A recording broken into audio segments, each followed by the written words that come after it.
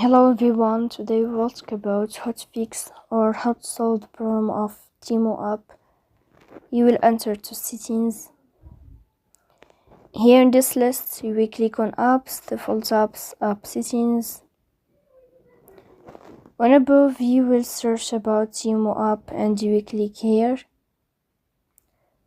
Then in this page of app info you will click on first stop and you will click OK.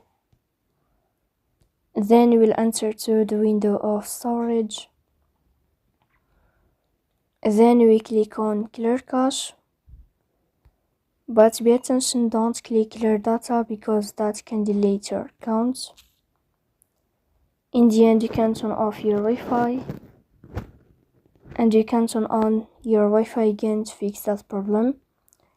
So please don't forget to support us by like and subscribe. See you next time.